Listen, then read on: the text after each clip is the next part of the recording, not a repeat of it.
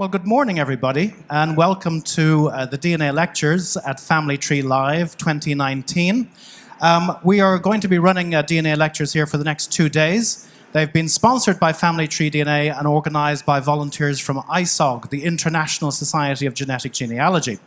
So it's great to be back in Britain with a family history show that we can actually produce and give you DNA lectures. How many were at Who Do You Think You Are Live? So a few people were at Who Do You Think You Are Live. Well, hopefully we're continuing the tradition of those DNA lectures. And to start off with, it gives me great pleasure to introduce Katherine Borges. Katherine is the director of the International Society of Genetic Genealogy. She hails from Salida in Northern California, and she's going to be talking to us today about to test or not to test. That is the question. So please can you give a big warm welcome for Katherine Borges. And you'll need to speak here in front of the computer. Thanks, Morris. I like to walk around when I speak. So welcome, thank you for coming. This is a fairly basic DNA, like an introduction to DNA, so and other related topics to it. So if there's anyone that's advanced, you might want to come to one of the later talks. We usually start the day off with more beginner talks. So I just want to let you know that. And my first disclaimer is that I am not employed by any DNA companies. One of the things I like about that too is it gives me freedom of speech to say what I want about other DNA companies and also tailor recommendations. And the opinions that I present here are my own, and they don't represent any companies or ISOGG. So as you probably know, probably learned in school, DNA was discovered here. And this is the marker from the pub where Watson and Crick first, well, and also Rosalind Franklin. I'm not going to leave her out because she passed away before she could get credit or the prize for it, but she also helped them with her photographs. She was the reason that they were able to discover DNA. So it's great to be back here in the birthplace of DNA. I knew that when the Who Do You Think You Are conference stopped that the British aren't ones to be left behind, so you actually have 3 conferences this year in the UK, which is great. So when people come up and ask me about DNA testing, if they're brand new, the very first thing that I ask them is, what are your goals? What goals do you have for testing? Because I don't believe in testing just for the heck of it or just, doing all DNA tests willy-nilly. I've never been like that. I've always been a very goal-oriented person. Do you have a brick wall in your paper trail that you would like to get through? Do you want to confirm a certain ethnicity? In the UK, we have heard that many people, think they have Jewish ancestry from when their ancestors fled, like during the Holocaust, and came to Britain. And then you could do a DNA test to corroborate your existing genealogy. So I'm going to give you some examples of that. There's the 3 most important things for you to know when you're starting off doing this is what type of tests are available, how the DNA ancestral paths of those tests. So it's not like, on TV when you see on one of those CSI shows, and they do a DNA test and they get the results right away. It's not like that, and it's also different kinds of DNA are used. So that's one of the important things to know starting out and how it can work for your goals. So this is a simple chart here on the inheritance paths of DNA. So Y chromosome DNA, we learn about that also in school. That's the male gender chromosome. Males get 1 Y from their father and an X from their mother. And because that Y is handed down from father to son on an all-male line, we can use it for surname testing. So this is the path here for the YDNA inheritance is in the blue. And then children, men too, receive mitochondrial DNA from their mothers. That's mtDNA is a shortened version of it, and it goes down the maternal line. However, men do not pass it on. Children receive it only from their mothers. But what's nice about it is then you can do an mtDNA test on your father's line too as well. So this is a chart that I borrowed from 23andMe and from one of their early charts, but I like it because it gives a good illustration. And it's autosomal. The shortened version is atDNA. So autosomal DNA inheritance, that's the DNA that you get from both of your parents, your mother's and your father's side. And most of the companies have a conservative threshold for it. So they list it going as far back as fifth cousin level. But because I am of mostly United Kingdom ancestry, I am Scottish, English, and Irish, then I could tell you that you will get matches back to the 1600s. I have seen it. So be sure to enter all of your genealogy back to the 1600s in your autosomal DNA results. Usually the fifth cousin level goes back to the 1800s, but trust me, enter back to the 1600s because you will get matches. I keep walking over here and I forget I have a clicker. So there's really, right now, there's only two primary ways to do DNA extraction methods. And most of the time for the ancient version right here, where I'm showing Copernicus, that's done primarily in academia and universities, kind of like King Richard III under the car park in Leicester. So with Copernicus, what happened with him is they found a strand of hair in one of his books, and it had not been touched, it had not been contaminated.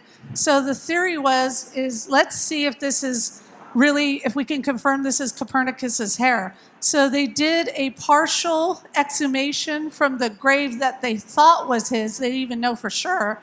And the DNA matched each other, so it corroborated that it was Copernicus's DNA. So this is kind of a rare method, again, that's used primarily in academia, but I'm going to show you a little bit more about it because I do get questions about this all the time. And then the primary way that we do DNA testing now, at least for those of us, alive and well today, is a simple swab on the inside of the cheek. And that's how Family Tree DNA and MyHeritage do the testing. Ancestry and 23andMe, you expectorate into a vial and send it off. So it's primarily saliva and buccal cells is the way we do testing. This is Charles Darwin's great-great-grandson.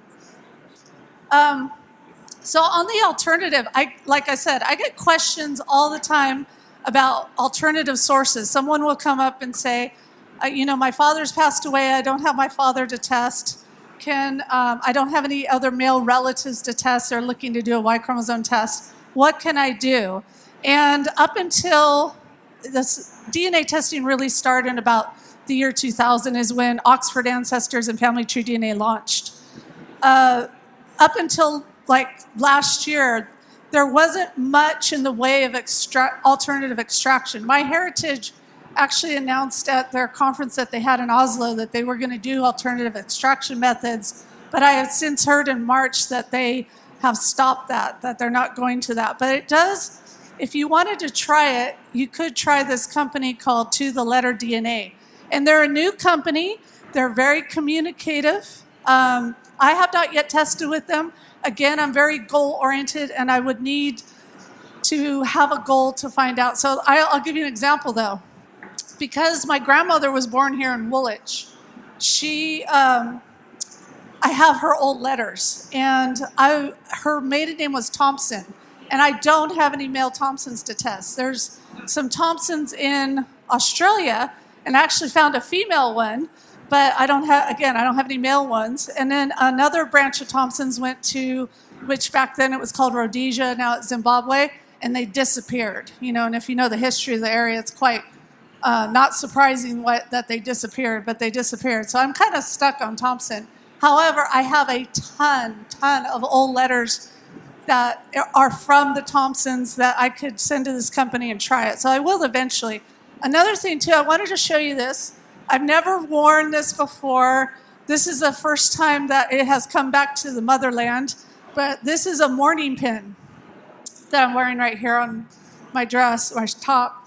And it is a mourning pin of my great-grandmother's hair.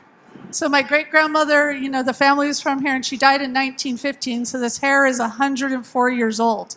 Now, this hair probably would not be a good sample to test because it's been touched. I've known about this pin since I was a child, and so I've been contaminating it with my own DNA, and my mother's touched it, and it's been exposed to air, so it could have degradation. If I wanted to destroy this mourning pin, which I don't, then I could probably get hair that's testable from the inside of the pin where it hasn't been touched and might be preserved. However, I'm very fortunate that I come from a long line of savers, pack rats, whatever you want to call it. I don't want to use the word hoarder, but and my grandmother had snipped hair, which she probably used for the pin. When my great-grandmother was lying in her coffin, she put it into an ornate silver box and labeled it. Thank God she labeled it. So when I was going through my father's things after he passed away, I open up this box. I see that it says, hair snipped from my mother's head as she lay in her coffin, such and such date, 1915. I slammed the box shut. I wrapped it up in paper, and I wrote, do not open this box to preserve from contamination. So I actually have a second source if I want to try to get any DNA out of the hair. Now, my father, I did fortunately test my father before he passed away in 2003. And I tested him at Family Tree DNA, and they store the DNA for 25 years for free. It doesn't cost anything for storage. And so I was able to upgrade my father's test to a mitochondrial DNA test. You know, that the female line. And he did have matches in Aberdeen, Scotland, where my great-grandmother's family is from. So it paid off for me to do an mtDNA test on him. This would have been a source for mitochondrial DNA if I did not have my dad's DNA already on file, or I possibly could have used an envelope or the hair in the box. However, I didn't have to resort to that, because I will tell you that because this alternative testing is so new, it's pretty expensive. I have a friend that, Roberta Estes, who tested a strand of hair from the inside of her father's cat back in, I think it was around 2003, 2004, and it cost her $1,200 US. So this company, from what I've seen, isn't that expensive, but you do want to shop around and check prices if you're going to have to resort to this. And like I said, too, this will eventually become more common. So if you do have items like this at home, put them in a Ziploc bag in a dry place. That's my recommendation. Like, I have mine in a fireproof box. Now, that's not to say they'll survive a fire, but that's what I'm hoping is, or you could put them in a safe deposit box if you have those at banks. But store it in a dry place. You know, don't do what I'm doing and touch and wear it. But again, I explained to you I have backup sources for that, but you might not. So this company, Totheletter DNA, has a Facebook page, and they post updates on their Facebook page and let people know how it's coming along and if they were able to get viable DNA out of it. Now, I might use this company or another company when, again, I'm being patient. I'm waiting till it becomes more mainstream, is for autosomal DNA, because I did not want to use up all of my father's DNA that's stored at Family Tree DNA, because I'm waiting for full genome testing to come out. For years now, we've been hearing that there will be a $1,000 genome. And there's a company in California called Nebula. It was started by George Church he did the Human Genome Project out of Harvard. And Nebula is doing full genome testing. But I don't think they do alternative tests yet for that. But I want to wait to use it for full genome, because every time you do a test or every time you do an upgrade with a company like Family Tree DNA, you're using up that DNA. So they only have one vial left of my dad's DNA, because I've already had 2 tests run on it. So hopefully, too, it's still viable. They can do things like amplify DNA, but there's only so much you can do if it's degraded. So I don't know. I'll deal with that hurdle when I get to it. I have a brother. My brother does not have children, so I have been stockpiling his Y chromosome, which means I've been testing him at different companies so that it's not only on file, because some of the companies will start out banking the DNA, and then eventually sometimes they'll say, oh no, it's destroyed, or we didn't keep it. Because I've been doing this so long that I've seen a lot of that happen. Like, I tested very early at 23andMe. My own sample has been destroyed. It's not there anymore. So if I wanted to ever bank and do upgrades, because the way it works is with the autosomal DNA, the companies use, right now, it's only one company. It's Illumina. And Illumina sells what's called an off-the-shelf. This is kind of like the slang verbiage for off-the-shelf. I kind of picture like a cereal box. You just take a plain, say, Cheerios off the shelf, and then what the DNA companies do is they will add to it for what they want. And both Ancestry and 23andMe add to their microchips because they test for health information. So Family Tree DNA does not do that because they don't want the Food and Drug Administration in America coming after them. So just those other two companies add SNPs to it for medical info. So if you're interested in the medical stuff, you can talk to me later and if you want any advice on it. But those ones are customized. So what happens is every time these DNA companies upgrade, and you'll know that they upgrade usually because your results will change and your matches will change. The companies will upgrade automatically and give you your ancestry results updated, and they don't charge extra for that. But they come out with different versions of the chip. So I'm on version 2 of 23andMe, and that's why my sample doesn't exist anymore. They didn't do banking then. So if you go to DNA test, find out if the company that you're testing with does banking, how long they store the sample, and if it's available to be upgraded. Like I said, Family Tree DNA stores it for 25 years, and they have a lot of tests that you can do upgrading for. So back to the goals. My mother's maiden name is McCallum, and her line is from Scotland, or so we thought. That's where they immigrated from. Her grandfather is the immigrant to America and came from the Lanarkshire area in Scotland. So the question for me is when I started doing genealogy and the McCallum line, I start researching the McCallums in Scotland, and I find that they trace back to Ireland. And I'm like, Ireland? That's interesting. So I'm brickwalled right now on my McCallum line in counties Tyrone and county, well, his wife was from, was it Clare, I think. And so I'm brickwalled, Cavan, it was Cavan. Oh, get the C's mixed up. So I did not know, because we were raised that we were Scottish. My mother's half Scottish, right? I did not know, being brickwalled in Ireland, if they were Scottish or Irish. So that was one of my questions. I found a McCallum cousin to test. Now, I actually thought that I would have to resort to an alternative extraction, not hair, but envelopes. And I have an envelope that my grandfather licked 50 years ago, and it's in that fireproof box in a Ziploc bag. I thought I would have to resort to that because there are no more McCallum males on the North American continent. The lines all had daughters. We call that daughtered out. The lines all daughtered out, so my only hope was finding one in the UK or Ireland to test. So in 2016, I went to Scotland and I met my cousin for the first time on my mother's side. And for some reason, I don't know why, I knew her married name. I didn't realize that her maiden name was McCallum. I'm sitting there with this little plate of scones on my lap, eating scones and drinking tea. And that comes up in conversation that her maiden name is McCallum. So I said, so your father, who is sitting next to me, is a McCallum? And she says, yes. And I said, so I try to be casual. I'm freaking out on the inside, but I'm trying to be casual.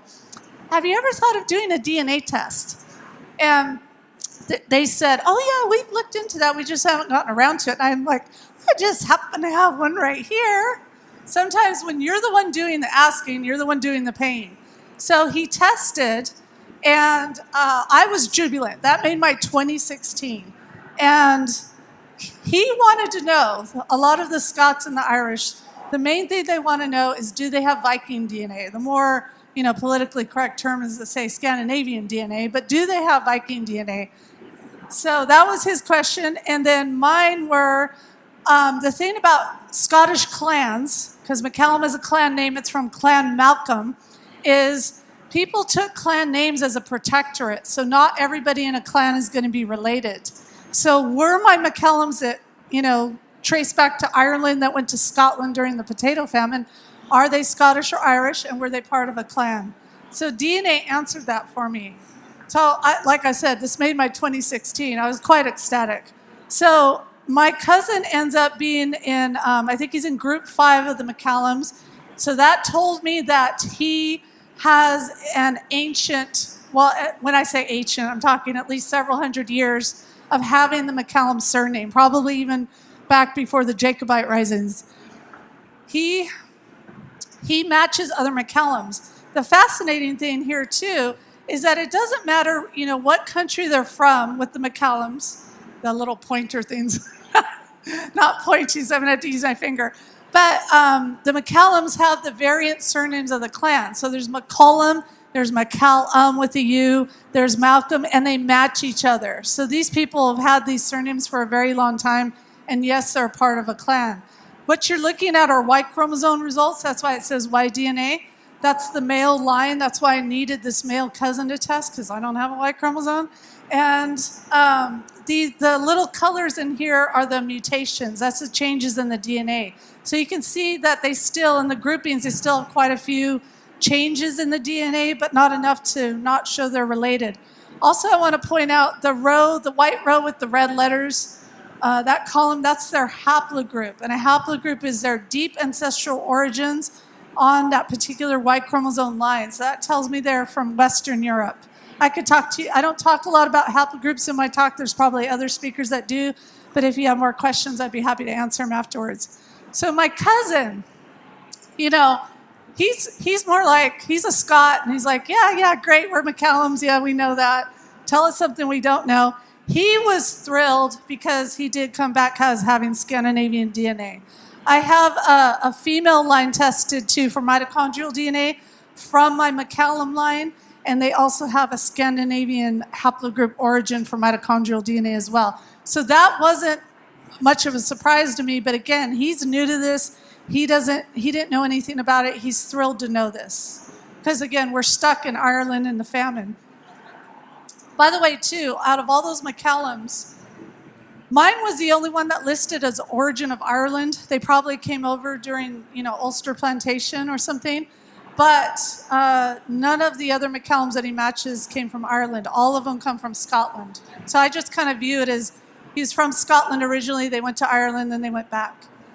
So something you need to be prepared for when you do DNA testing is you will get surprises. So I'm going to share some of my surprises here with you right now because it's pretty inevitable. The first surprise I got was in 2003 when we go to test my father for a Y chromosome test. This was brand new back when this started. The autosomal testing is not what it is now. So it was mostly Y chromosome and mitochondrial DNA. So what we wanted to do is I made a proposal to some of my cousins. My maiden name is Bolt, like Usain Bolt. I would love to know if he's related to me. I would need his DNA to know that, but I do run really fast. Especially if a dog's chasing me, I run even faster. So, I make a proposal to my Bolt cousins, and one of them tests from this ancestor here, and then my father tests. And this is May of 2003. The results come in June, and they don't match. And that is not what you want. That was my very first experience. You would think that would deter me. It's not a good thing. You don't want that to happen right off the bat, but it is what it is, right? You just accept it. But what was interesting is on this non-match, we have come to realize that this is where a paper trail document is the DNA made us see something that we weren't seeing. And so what that is this is a Bible record that surfaced. A 90-something-year-old lady in Seneca, South Carolina, went up to her attic and found this Bible record. At the same time we're doing the DNA testing, we actually had a match between my father and another descendant first, and then 2 weeks later the Bible record shows up. So anyways, on this Bible record, it lists my ancestor, Robert Bolt, Sr., born 1710. And he's also a brick wall for me. We don't know where he's from. We think he's either from England. Devon has a large population of Bolts. If you know any Bolts, please send them to me. Or Northern Ireland, but we don't know where he's from. So Robert Bolt, Sr., born 1710. And then his wife listed here is Elizabeth, born 1722. If I go back, this is Robert Bolt Sr.'s deed when he died. He didn't leave a will, but he left a deed dated 1792. So he's born 1710. This deed is 1792. He lists, I leave, goodwill, affection, which I do have to bear, to my wife, Rachel Bolt, and her son, William Parker Bolt. And then again, down here, second line from the bottom, Rachel Bolt and her son. Twice in there, they say her son. Oops, I went the wrong direction. twice. It's her son. It's not my son. It's not our son. Well, this son would have been born about 1790. And Robert Bolt Sr. was born 1710, remember? So when you do the math, that makes him an 80-year-old father. And our Bolts tend to hold their looks into their later years, but that's kind of asking a lot that it's an 80-year-old father. Well, the DNA says that he's not the father. He just gave the child his name. The wife, Rachel, doesn't die until 1859. She's married to someone that was born in 1710. She doesn't die till 1859. He obviously, his second marriage was a much younger woman. So the record is telling us, the DNA confirmed it or corroborates it. The record is telling us that is her son that ended up with the Bolt name. Now, and this was a surprise to us. We weren't expecting this. So when I went to the family reunion after we found this out, these Bolts come up to me like, what do you mean I don't match? And I say, well, you yourself haven't tested. It was some of your cousins who have tested. But since you're from the same line, it's not looking good. You probably wouldn't match. But you've had the Bolt surname for 200 years. To us, you're a Bolt. It's just, that's a case of undocumented adoption. So that explanation actually works, and they still talk to me. I haven't been shunned yet. And anyway, so I'm going to the reunion again this year, so we'll see if it's still working for me. So, surprise number 2, and again, from my Bolt line. So this is this beautiful blonde here. Her name is Katherine. My name is Katherine. She's adopted. Her middle name is Love. My middle name is Hope. My daughter's best friend is Catherine Faith. So if you know a Catherine Charity, send her my way, because that's all we're missing now.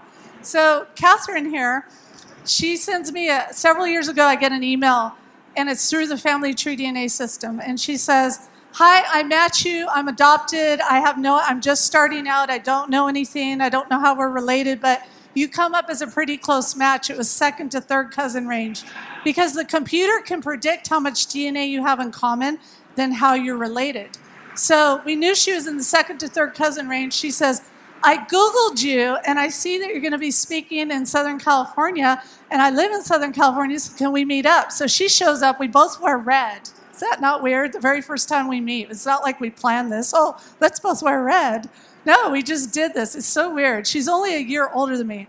So anyways, that's the first time I met her. And then now whenever I go to Southern California, because I live 6 to 8 hours, depending where in Southern California I'm going, drive away. When I go to Southern California, I always try to see Kat.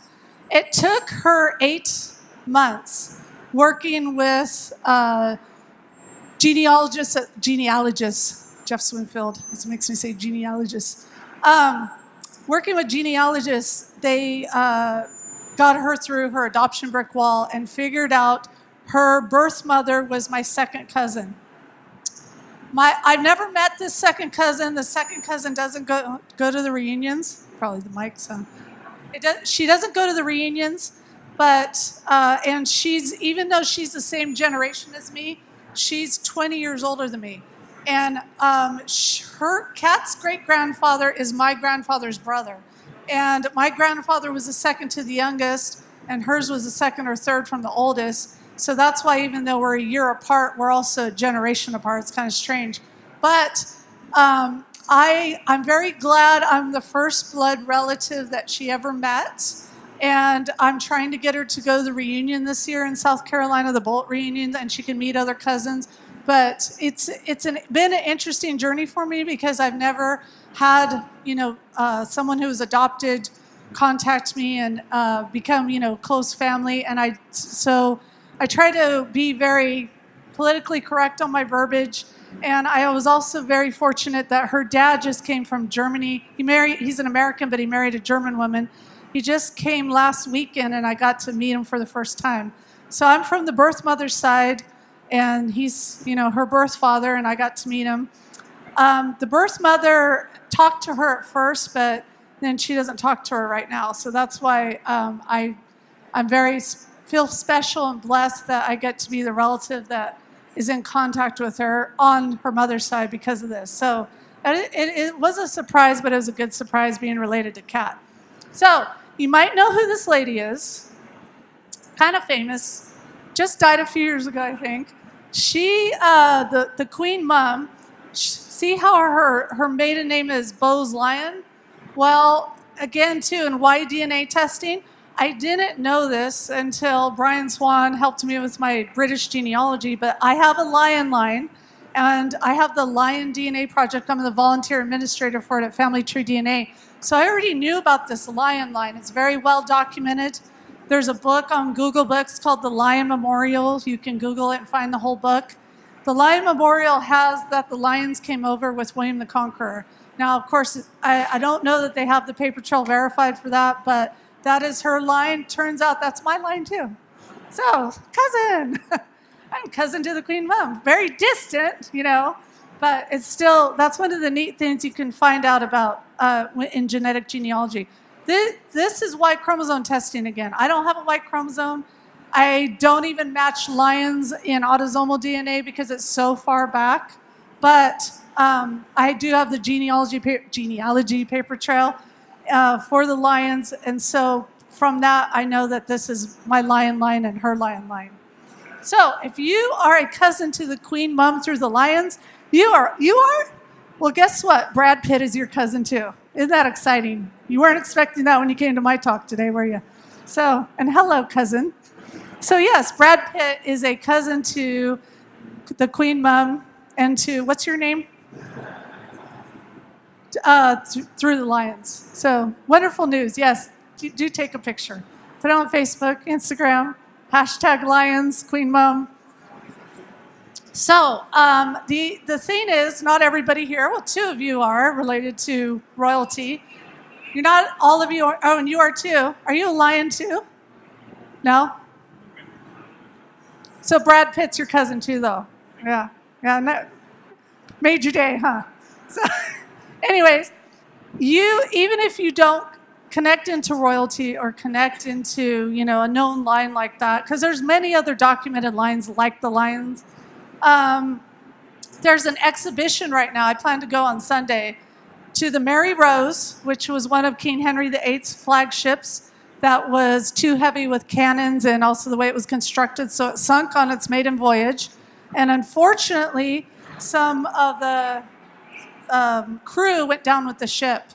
And when they pulled the ship up and turned it into a museum and recovered the crew, they've done DNA testing now on the crew. So this exhibit opened on March 18th, and it will run through till 31st December.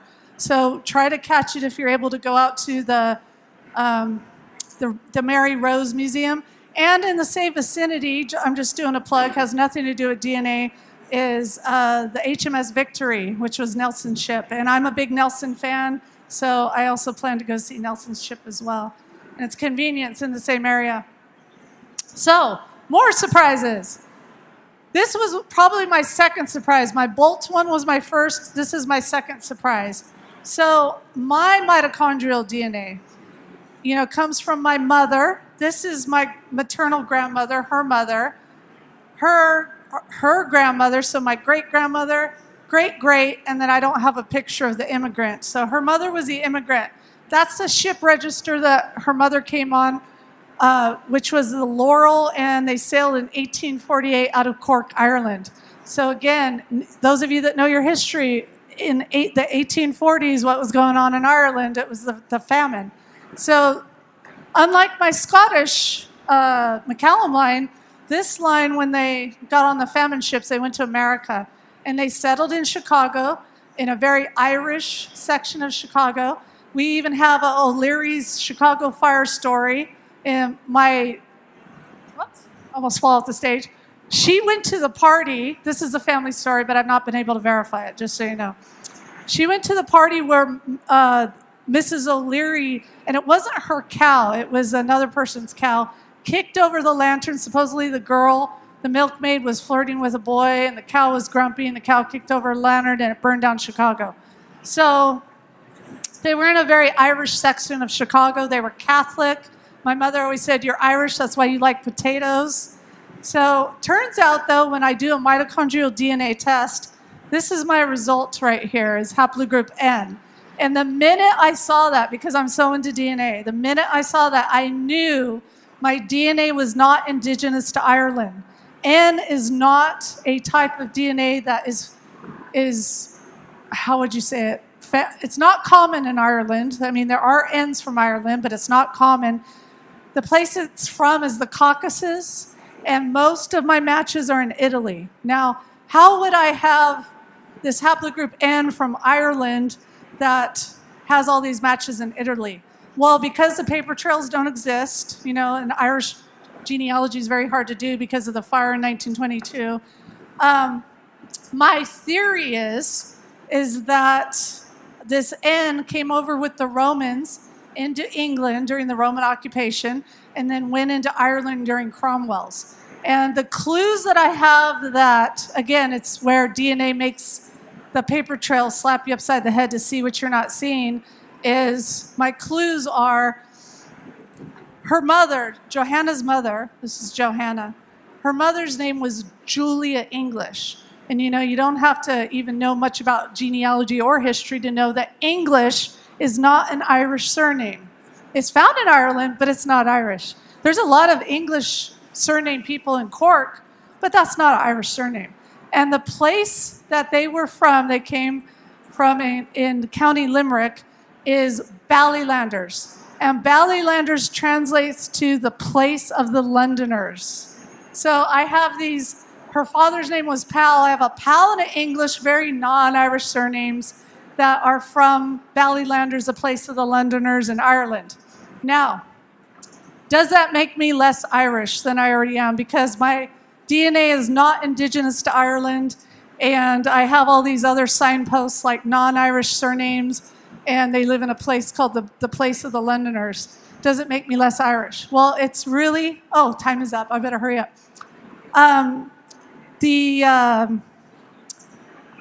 Does it make me less Irish? That answer is for me. I can incorporate into this my identity or not. My ancestors self-identified as Irish. As far as I'm concerned, I'm Irish. Because when do you stop being one thing and become another? So I need to speed this up because I got the signal. Do I maybe have 5 more minutes? Yeah, Morris says it's fine. So bio-geographical surprises. I just put in this cute little graphic. It says, got my DNA kit. Turns out I'm 86% Danish butter cookie from the Costco region. So there's probably a lot of us like that. But realistically, here's what you need to know. This is very important, especially if you're new to doing DNA testing. All of the companies have their own proprietary databases. It is an asset to them. That's why they don't want to share it as a company asset. And because of that fact, you're going to get different results between the companies. So here's my results from Family Tree DNA, and it shows, I call it an oil spill. I have this huge European oil spill over, you know, the United Kingdom, and then the Middle Eastern, I have this little bit of Jewish DNA. I have a Bohemian ancestor. I think the Jewish comes from. But then you look at my heritage results, and I come in at 49.5% Scandinavian.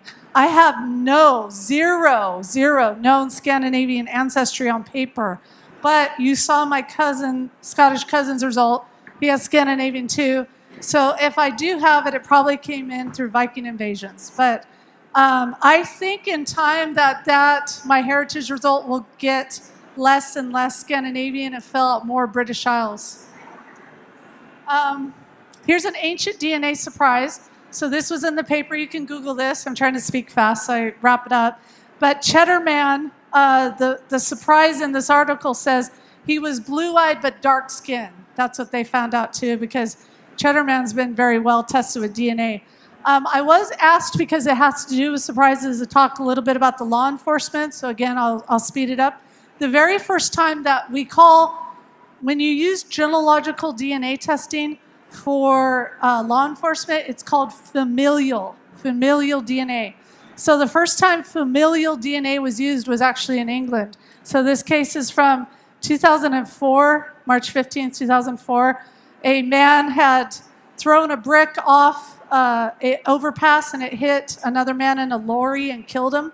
And they did a DNA testing of people in the area, and they found a close match to this man's brother, the man over there, and were able to figure out. So again, England is pioneering of this. They're the first ones to do this. So I refer to this as the case of the bloody brick from 2004. And then you may have heard in 2018, because I probably made national news, I live in California, so it was all over our news, is the Golden State Killer, who was a rapist and murderer, was caught using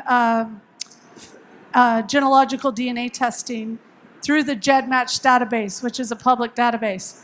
In January, Family Tree DNA announced that the FBI had subpoenaed them and that they were allowing the FBI to access the database for law enforcement matching. And they decided to not have to deal with a flood of subpoenas, and so they made it so that law enforcement, if they upload a kit, that they can see those matches. Now, because of the UK having GDPR, which just passed last year, the UK is, well, or European Union, I should say, which I'm not even going to get into how this Brexit thing affects it, but you're still EU right now. So in the European Union, you have the General Data Protection Regulation. And because of that, Family Tree DNA made it so that all EU countries are opted out of the database. If you wanted to be in the law enforcement matching, you would have to opt in. So this is what the page looks like under the settings. And it says to view your DNA relatives, you must opt into matching. That's opt into matching, and then opt into law enforcement. This is a screenshot from one of my relatives' kits. I don't have all of my relatives' permission to have them opted into law enforcement. So until I talk to them, I'm going to opt them out, just because they tested for me for genealogical purposes, and I don't want to opt them in without their knowledge. I'm very conscious, privacy conscious. So, important. If any of you out there are new to this, you don't need to know it all. You just need to know enough.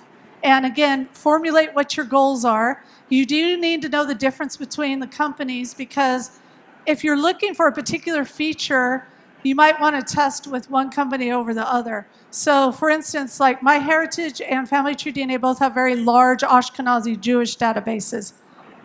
You do need to know the differences between the DNA tests, because you don't want to order the wrong thing and be unhappy that you didn't order the right test. And briefly, I'm trying to wrap it to speed it up.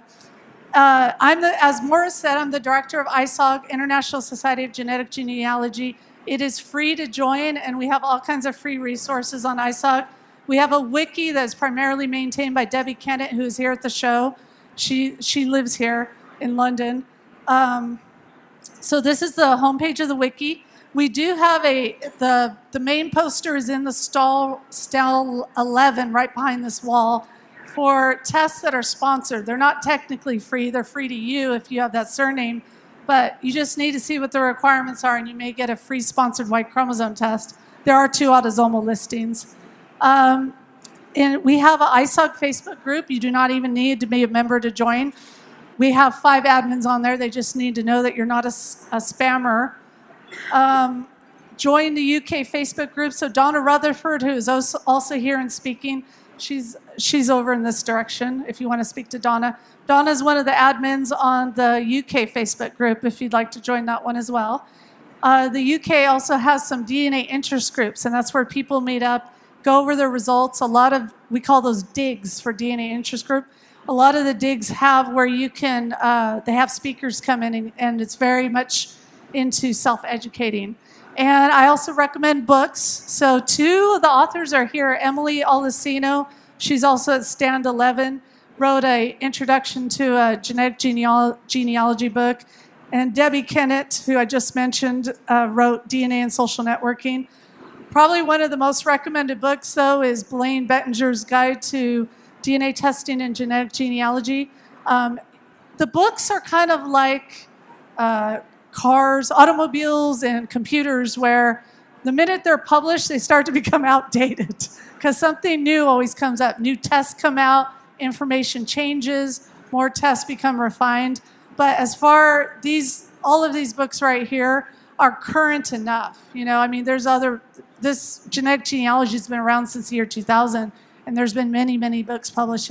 So if you're just starting out, these are 3 of the best ones to start out with. And that's the end.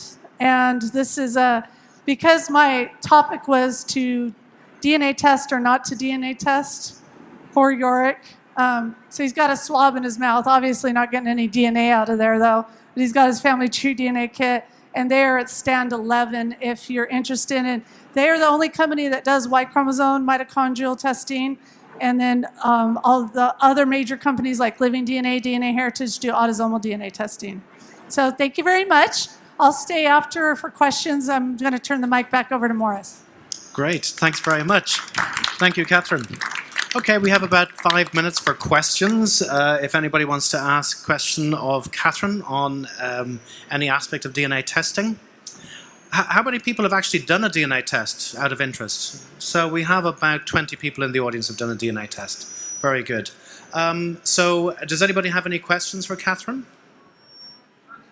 Do you have any questions for the audience? Yes, she has a question. Question over here. Let me come around this way. Sorry, I'll come in this way. Thanks. Oops, sorry.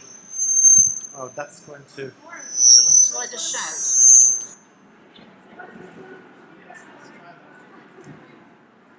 Thank you. I'm interested in the databases for each of the companies have. I've got Anglo-German background, I think, but obviously interesting to find out. But I'm obviously I don't want to spend my money on a company which doesn't really have much of a basis that is likely to be my history. Any advice on that? Is it about just reading the most recent books? Okay, so Germany actually has very strict laws governing DNA, so does France. France is starting to change theirs and opening it up to genealogical DNA testing, but Germany hasn't yet. So really, any company that you test at, you'll get matches, but a lot of your matches will probably be Americans because the largest population, immigrant population to America is German. I think Irish is number 2. Is that right, Morris? But number 1's German. Approximately correct, yes. Yeah. So well, I know that the Irish Americans number about 40 million. I'm not sure how many German Americans there are. Certainly Americans with Irish ancestry, 40 million. In June, I'm going to the Germans to America conference, so I'll let you know how many there are. But that's what I've heard is the largest population group to the U.S. is German. So you're probably going to match a lot of Americans. But I'll sit down with you afterwards if you want to do out a goal plan for testing, because I'll tell you some of the differences. Okie dokie. Any other questions for Catherine? Cool. Okay. Well, on that note, we'll draw to a close. But thank you once more to Katherine Borges. Thank you, Morris. Thank you.